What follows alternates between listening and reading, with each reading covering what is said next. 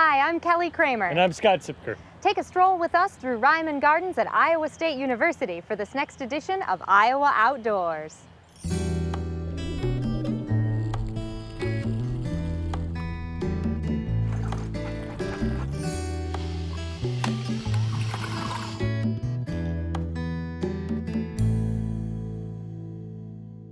Coming up on this edition of Iowa Outdoors, see how the once-endangered peregrine falcon is drawing attention for where it's now nesting in northeast Iowa. We'll explore the art, colorful butterflies, and vast variety of horticulture on display at Iowa State's educational Reiman Gardens. We'll show you a tiny little bug that has the entire state under a quarantined lockdown. And we'll take a look at some success stories in the battle to keep Iowa's water pollution-free. We'll have all that and more. So sit tight. Iowa Outdoors is about to begin. Funding for Iowa Outdoors is provided by the Claude P. Small, Catherine Small Cousins, and William Carl Cousins Fund at the Lincoln Way Community Foundation in Clinton County to support nature programming on Iowa Public Television. Mid-American Energy, helping to harness renewable sources of electricity through their investment in wind power. Information is available at midamericanenergy.com. Mid-American Energy, obsessively, relentlessly at your service. Many of Iowa's natural wonders you'll find on IPTV can be found in Iowa Outdoors magazine, the Iowa DNR's premier resource for conservation, education, and recreation activities. Subscription information can be found online at iowadnr.gov.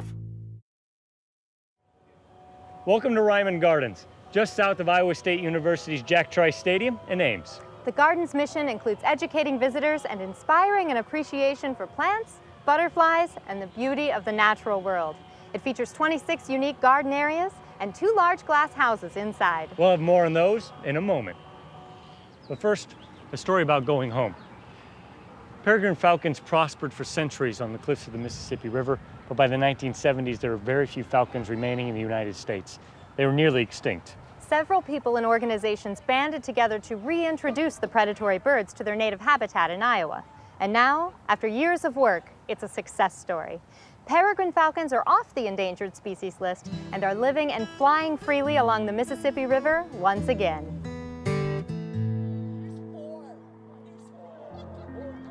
Peregrine falcons are revered by people across the world.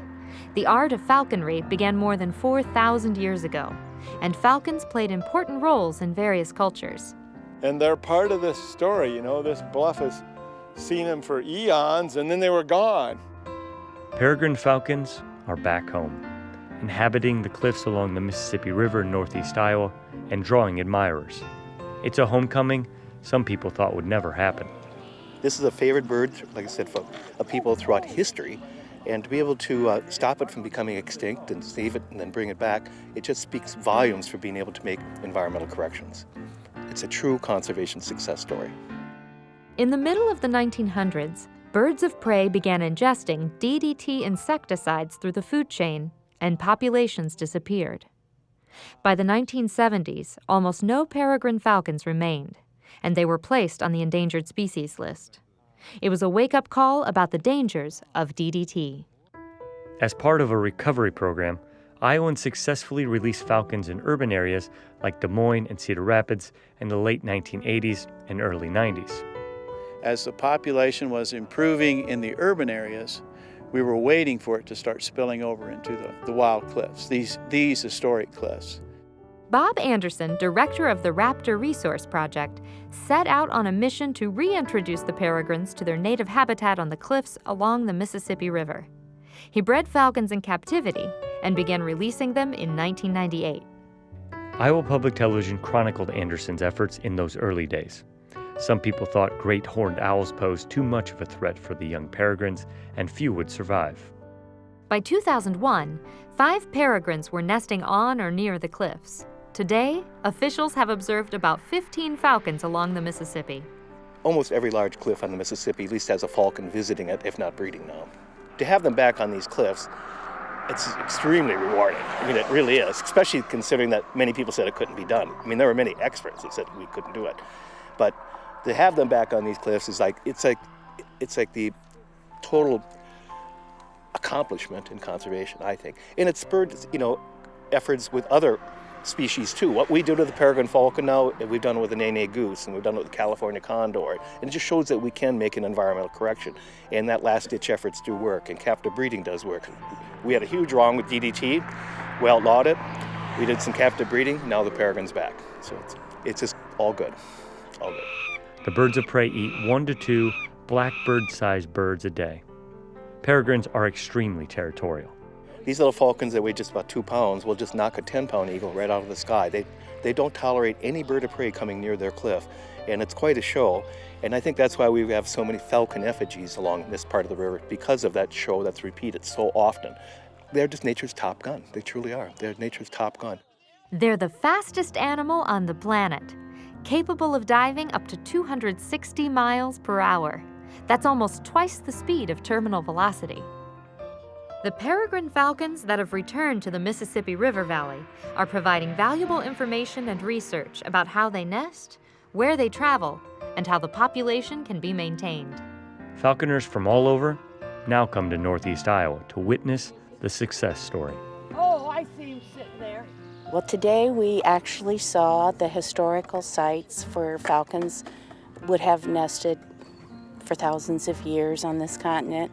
I'm used to seeing them in the middle of downtown Indianapolis in concrete and traffic and noise, and so to come to the Mississippi and see them on the cliffs where they really were is just almost it makes me cry a little bit, seriously, I'm sorry, because they're just magnificent creatures, and I've felt a special part in my heart for them for such a long time now. So it was kind of a pilgrimage in a way. I love it, I love it, I love it, I love the Mississippi River. Each year, an Iowa Falcon River Trip educates people on the cultural and environmental role of peregrine falcons. The real work is now embarked with the youth to realize that it's up to them to take care of these birds from this generation to the next and the next and the next, forever, so that we don't have to ever lose them ever again. The peregrine falcon once again flies freely along the Mississippi River cliffs. These dynamic raptors rose from near extinction, and their return is celebrated as a milestone environmental achievement. The cliffs are silent no longer. I try to remain optimistic and think that people are doing right things for wildlife and conservation, and also, not only the natural resources, but the cultural resources. It's just exciting. Every time I see a falcon, for some reason it stirs something up in me, and I just get really excited about it. Total success story. It's something to celebrate. It truly is. I mean, they're back, and they're back where they belong. Not just on a nest box on a building or a power plant. They're back in their natural home. Reiman Gardens is part of Iowa State University's mission to educate students in horticulture, the art and science of growing fruits, vegetables, flowers, or ornamental plants. Iowa State's tradition of having a garden dates back to 1914. Thanks to a gift from Roy and Bobby Reiman, the university built Reiman Gardens in the early 1990s, providing a much more visible location on campus. It's a natural and sustainable canvas for horticulture and landscape artists to constantly create living art. There's always something new at Reiman Gardens, whether it be the ever-changing landscape or the annual themes. In 2014, the gardens boldly go where few gardens have gone before, connecting science fiction and outer space with horticulture. A collection of 8 original large-scale pieces of extraterrestrial art invaded the garden, and the pieces are inspired by nature. The theme of the whole exhibition was alien invasion, and since we deal with a lot of invasive species, out in nature, honeysuckle, of course being one of the worst, but also willow being sort of an invasive species in that once it establishes itself, it's really hard to eradicate. And it's this perfectly renewable resource. You cut it off, and it grows back. You cut it off and it grows back again, and it just will do that forever. So, you know, that kind of made a nice combination with the theme too. So we're using kind of an invasive plant to portray an alien plant that's invasive. And the idea is the plant comes down and lands on the planet, and then it sprouts out these kind of humanoidish forms, which then will spread out and reseed the plant, et cetera, et cetera. So you're going to see the leaves that are coming out at the bottom, and those are all made out of willow. They're 7 feet long, I think, about 3 feet wide, and they're built with willow. And then the clay pieces are just, you know, formed kind of in a mold, and they're raku fired, which I won't go into the details, but you get to play with fire. And the glaze on them is really sort of random and unusual. So we thought that would be a really good thing for the pods, which are like seeds, and then the body pieces inside are just painted clay. I think we started here, our first big project was in 2008. We did the Moby Dick Garden Seascape, which was a big whale. He's about 30 feet long. You could stand inside him. We had a big tree last year that was also in their summer sculpture thing. So we've had a really good relationship with Reiman Gardens, which I love. Reiman Gardens is a living garden, housing rare plants along with native prairie species, herbs, and common flowers. The gardens inspire environmental stewardship and advocate for the sustainable use of resources like air, water, and soil. Visitors are encouraged to take in the horticulture and artistic creations by taking a stroll, enjoying the sights, sounds, and smells. The Christina Reiman butterfly wing, a kaleidoscope of color, is one of the most popular attractions. A tropical paradise for as many as 800 live butterflies that take flight, representing up to 80 different species at any given time.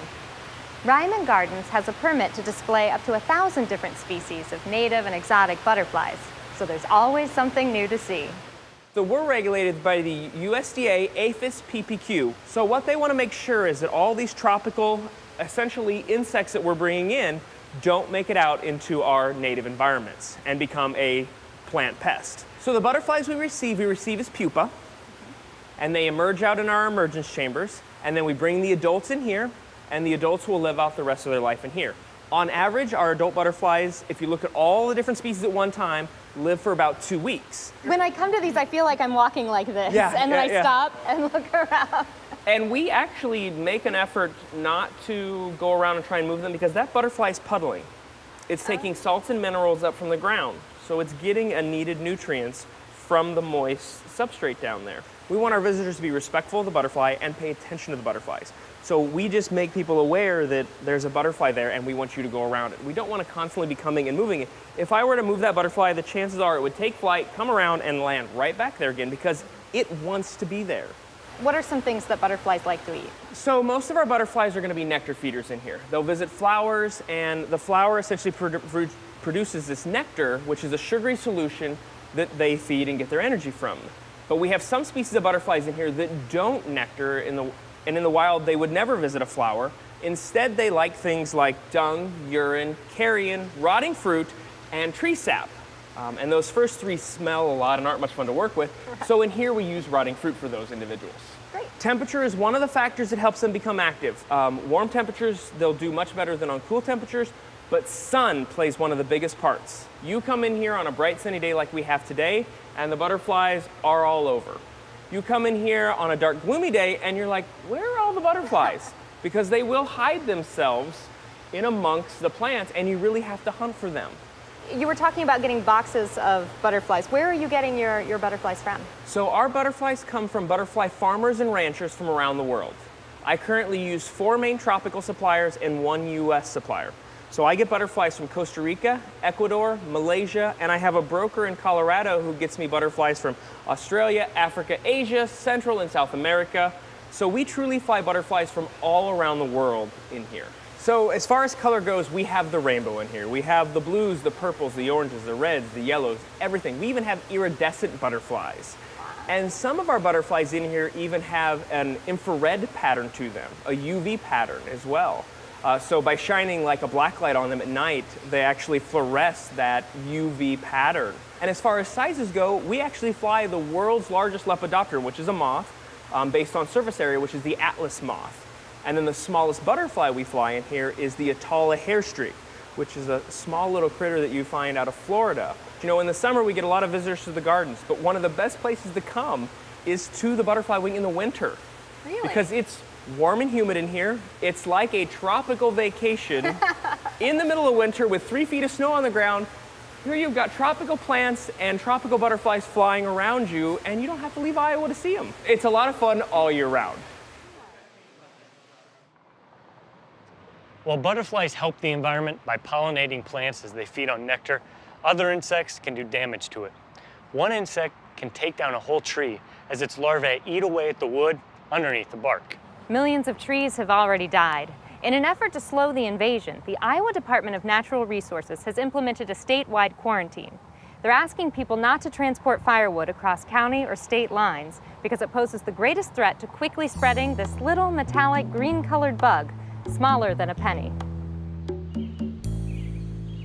Iowa is under invasion, and at risk are an estimated 63 million ash trees. The intruder is a metallic green-colored bug known as the emerald ash borer.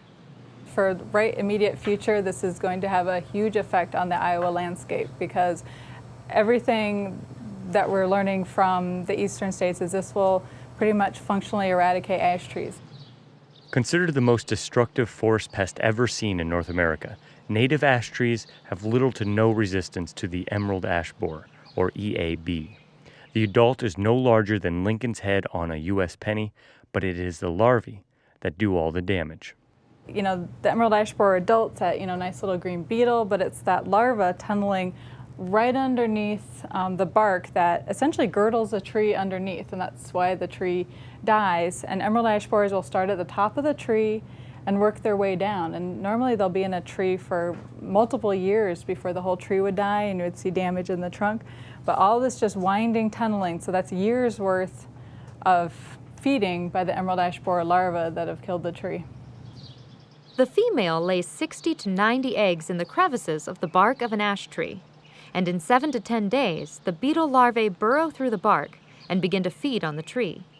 In 1 to 2 years, the adults emerge through a small D-shaped hole. Identifying a tree under attack is difficult, with the most evident signs occurring as the tree dies. When you start noticing canopy loss in your tree, it's not too late to treat, but it depends on how observant you are of your tree.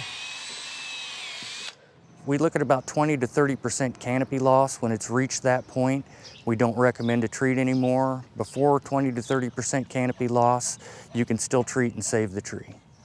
First reported in Michigan in 2002, the emerald ash borer is an invasive species from Asia.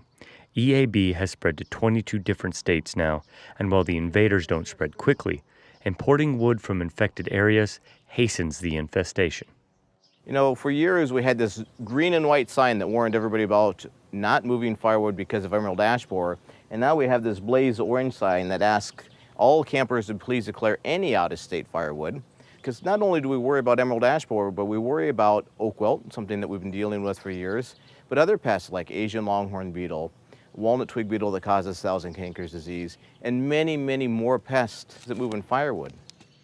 The Department of Natural Resources has put Iowa under an EAB quarantine, and wood from Iowa should not be taken out of state.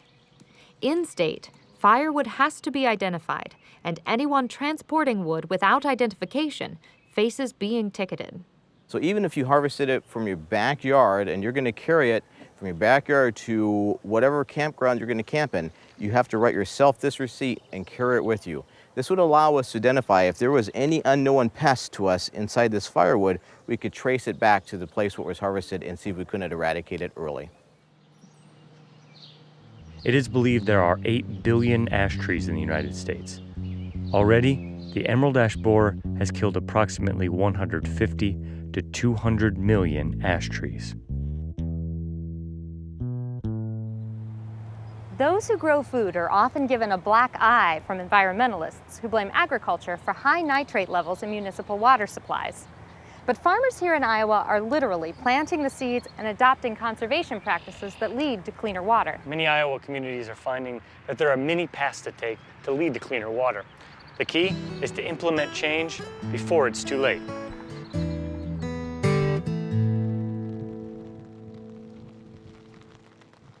In 2013, Iowa recorded its wettest April in 141 years. Nitrogen not absorbed by crops the previous year meandered its way into local waterways and streams as runoff, and the two rivers that supplied water to Des Moines, the state's largest city, contained record levels of nitrates. By law, the Environmental Protection Agency requires that drinking water contains no more than 10 milligrams of nitrates per liter. But the Raccoon River tested at 24 milligrams per liter that spring, while the Des Moines River contained 18. The person responsible for maintaining safe drinking water for 500,000 Central Iowans blamed agriculture as the primary source. There are urban contributors to runoff and to pollution. I don't mean to disparage that, but the idea that feeding the world is somehow this password that lets us get by any responsibility for poisoning our neighbors is a real problem for me. In response to the record level of nitrates, the Des Moines Water Works switched on its $3.7 million nitrate removal facility for the first time since 2007. The system, which is believed to be the largest in the world, cost $7,000 a day to run, and the bill for the nearly 3 months of operation amounted to over $500,000. Operating and maintenance, that's very costly when you start putting in treatment systems. A lot of communities will look at drilling a new well, but that's not a guarantee if they drill a new well that it's not going to be drawing a contaminant such as nitrates into that new well. So Becky Ortman is the Source Water Protection Coordinator for Iowa's Department of Natural Resources. According to Ortman, 30% of Iowa's 880 municipal water supplies are highly susceptible to contamination from nitrates. Many of those municipalities serve small communities, where an expensive nitrate removal system would be unfeasible. We can do better, and if we focus on this, I think we'll get more tools and we'll figure out better ways of doing it. If that holds off the federal government from addressing this, I think this is a better, more effective way to make that happen, rather than have somebody thousands of miles in an office someplace draw a circle on a map and say, everybody does this in a certain area. The Iowa Nutrient Reduction Strategy, the culmination of 2 years of work by the Iowa Department of Agriculture, the Iowa Department of Natural Resources, and Iowa State University, found that cover crops were the best single practice farmers could implement to reduce pollution from nitrates.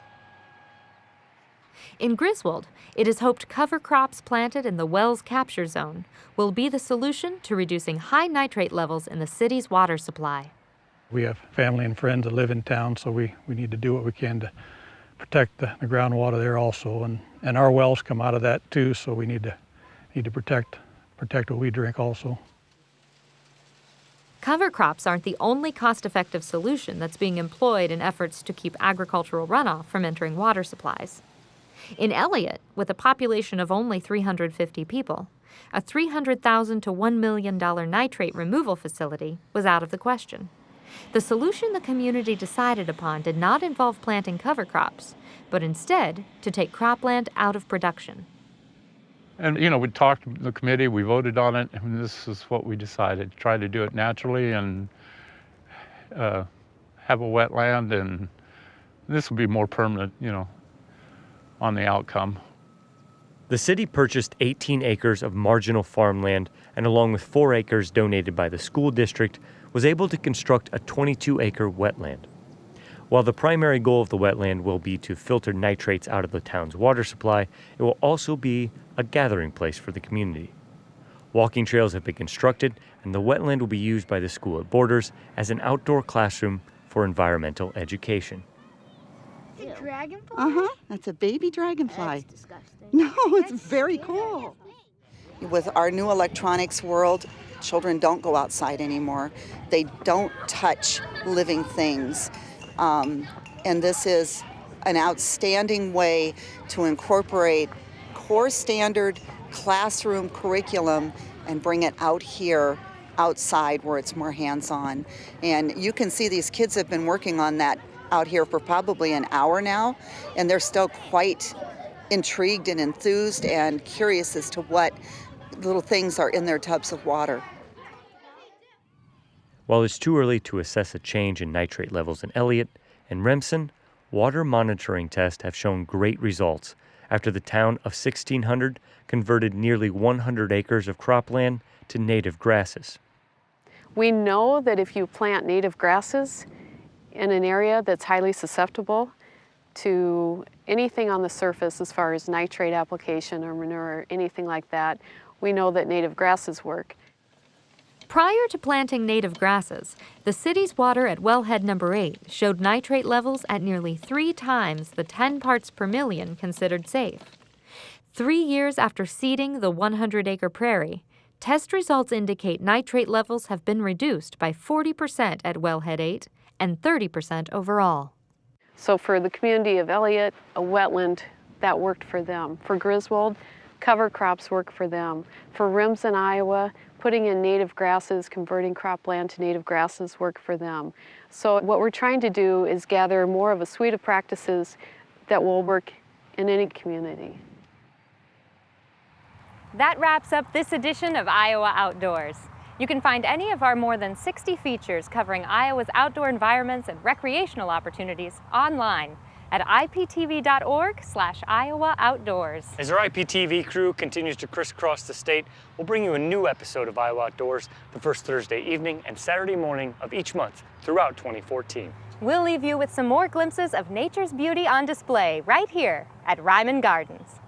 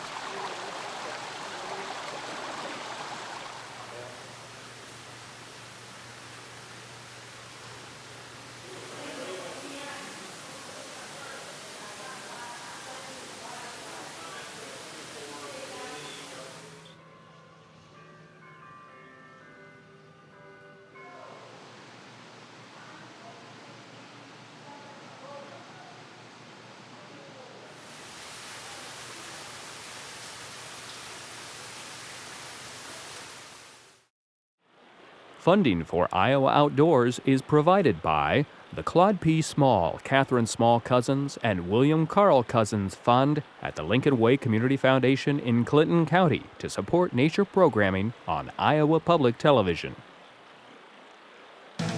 Mid-American Energy, helping to harness renewable sources of electricity through their investment in wind power. Information is available at midamericanenergy.com. Mid-American Energy, obsessively, relentlessly at your service. Many of Iowa's natural wonders you'll find on IPTV can be found in Iowa Outdoors magazine, the Iowa DNR's premier resource for conservation, education, and recreation activities. Subscription information can be found online at iowadnr.gov.